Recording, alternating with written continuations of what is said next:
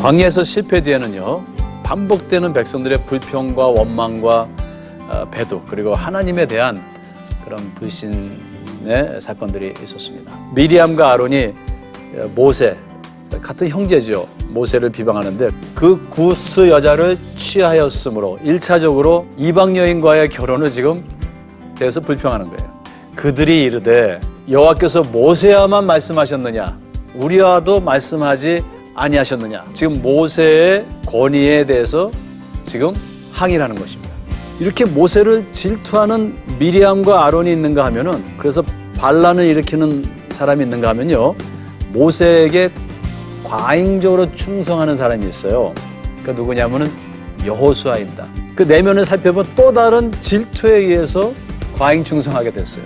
이 광야 같은 세상에서 가정과 사회생활을 하면서 질투로 인한 비방으로 항상 갈등 속에 힘들어하고 있습니다. 우리는 비평하기 전에 나 자신을 돌아봐야 합니다. 그럴 때 내가 예수 그리스도의 보혈의 중보로 인해 그 얼마나 귀한 존재인가를 인식할 수 있어야 됩니다.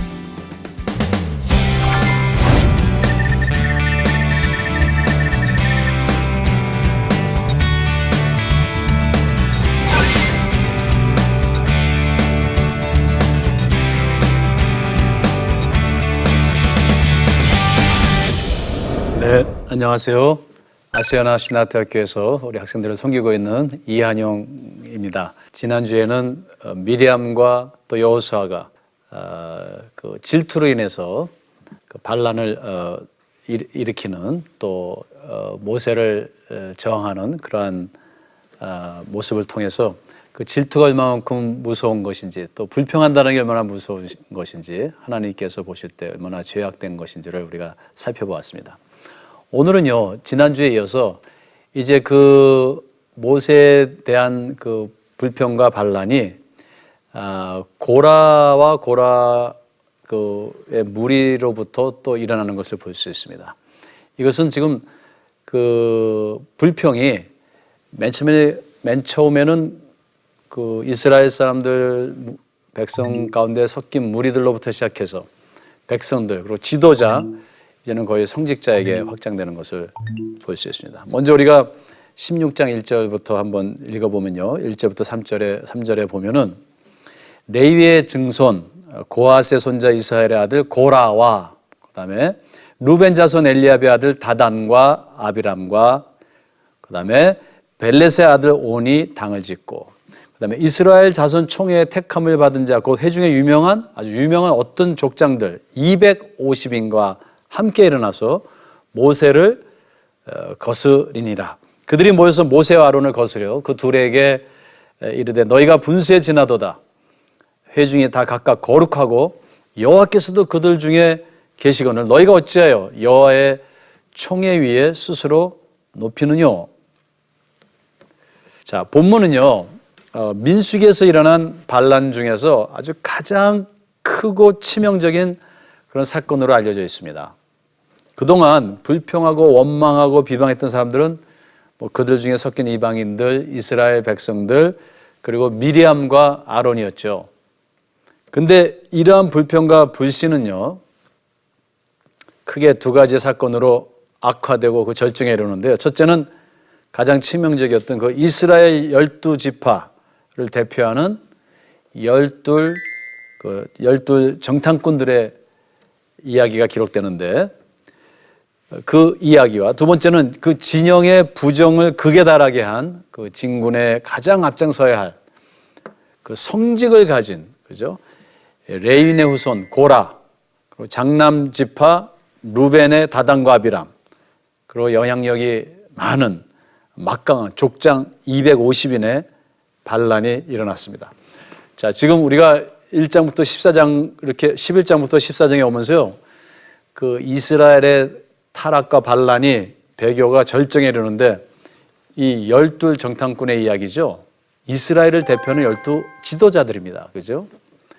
그리고 레위의 후손이라는 초점을 맞춰야 되는데요, 성직자입니다. 그 중에서도 고라라는 사람, 유명한 사람입니다. 그 루벤은 장자거든요. 장자를 대표하는 사람입니다.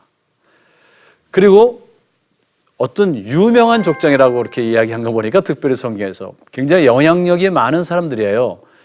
이렇게 어떻게 보면요, 지금 이스라엘을 대표하는 최고 영향력이 있는 지도자급에 있는 사람들이 총동원해가지고 지금 모세를 대항하는 겁니다.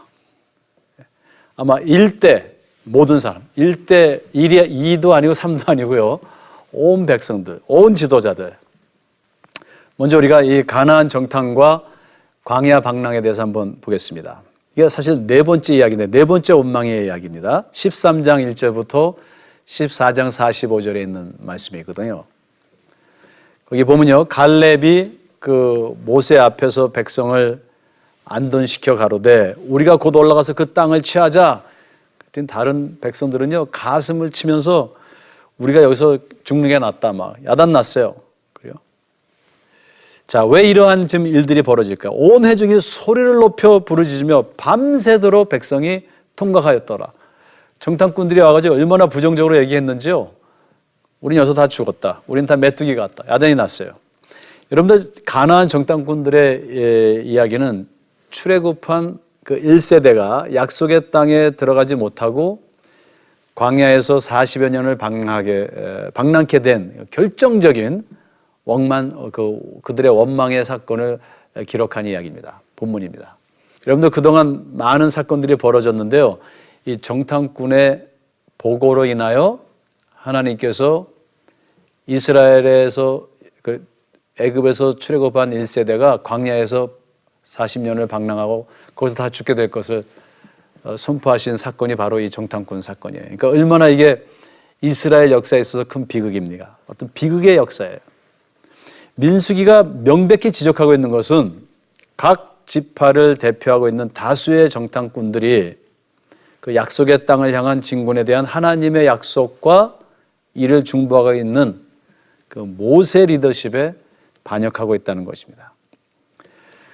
왜 그랬을까요? 그들이 가서 이렇게 보고 왔는데 그들은 자신들의 경험과 그 가시적인 눈에 보이는 요소들, 그리고 광야의 척박한 그런 환경에 의해서요, 약속의 땅을 얻을 것이라는 그 하나님의 말씀을 신뢰하지 아니했습니다.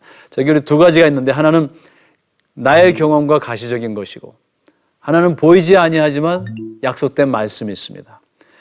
사실 우리 신앙이라는 건 항상 이 두 사이에서 갈등하는 긴장감 아래 있는 그런 모습을 우리가 볼 수 있어요. 그래서 이로 인해서 광야에서 모두 사람들이 소멸되기까지 40년을 그들이 유리하게 될 것이라는 심판을 받게 되고요. 근데 그럼에도 불구하고요, 백성들이 또다시 자신들의 의지를 앞세우면서, 우리가 그 39절 45절 보면 하나님께서 그렇게 그들에게 너희들이 여기서 이제 방랑하다 죽게 될 것이다 이렇게 얘기했는데도 자신들의 의지를 또 앞세우면서 아말렉 산지를 막 점령하려고 합니다. 그러다가 더 큰 패배를 당하고 큰 비극을 맞이하는 것을 볼 수 있습니다. 사실 이거는요, 우리에게 주는 아주 중요한 메시지를 담고 있습니다. 우리의 신앙과 삶은 철저하게 말씀 약속에 기반되어야 된다는 것이죠. 쉽지가 않죠. 저도 목사하고 또 신학교에서 가르치는 신학자지만 이 신앙을, 우리의 신앙을, 나의 신앙을 말씀에만 의지한다. 참 쉽지가 않아요, 현실적으로. 신앙은 보이는 것에, 경험과 환경의 근원을 갖고 있는 것이 아니거든요. 태초에 현실이 있었다 이렇게 기록하고 있지 않습니다. 보이는 것이 있었다 기록하고 있지 않아요. 성경은 태초에 말씀이 있었다. 그리고 그 말씀의 모든 것이 보이기 시작했다. 그 말씀으로 인하여 모든 것이 창조되었다 이렇게 기록하고 있습니다. 근데 우리가 무엇을 믿어야 될까요? 약속을 믿어야 됩니다. 하나님의 약속을 믿어야 돼요. 이스라엘의 12지파 두령들 중 여호수아와 갈렙은요, 하나님의 말씀으로 그 약속의 땅을 바라봤고요, 나머지 10명 그 지파 대표들은 세상의 눈으로 그것을 바라보았습니다. 여러분들, 우리가 세상을 어떻게 바라보냐 참 중요해요. 지금 여기에 보면 여호수아와 갈렙의 보고가 있고요, 나머지 10명 지파 대표들의 보고가 있습니다. 그 보고 내용을 보면 맨 처음에는 굉장히 유사한 것을 볼 수 있어요. 여호수아 갈렙이 거긴 젖과 꿀이 흐르고 좋은 땅이며 강력한 사람들이 살고 거인들이 살고 있습니다. 나머지 10명도 비슷하게 얘기했어요. 그 땅에는 사는 사람들이 아주 강하고 그 땅이 아주 거민을 삼키는 아주 좋은 땅이고 또 네피림 후손들 거인들이 사는 땅입니다. 근데 뭐가 틀렸냐면요. 결론이 다릅니다. 그죠? 갈렙과 여호수아 갈렙은 어떤 결론을 내립니까? 그러나 그들은 우리의 밥입니다. 왜요?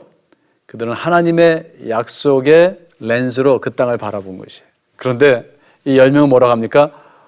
우리는 그들에 비해서 메뚜기와 같습니다. 손바닥의 메뚜기. 그리고선 원망하고 불평하고 좌절하기 시작합니다. 사랑하는 우리 시청자 여러분들, 우리가 인생을 살다 보면 광야에서요, 저런 가나안 땅을 바라볼 때 좌절될 수 있습니다. 우리의 힘으로 감당할 수 없어요. 우리의 그 모습으로도 문제를 해결할 수 없어요.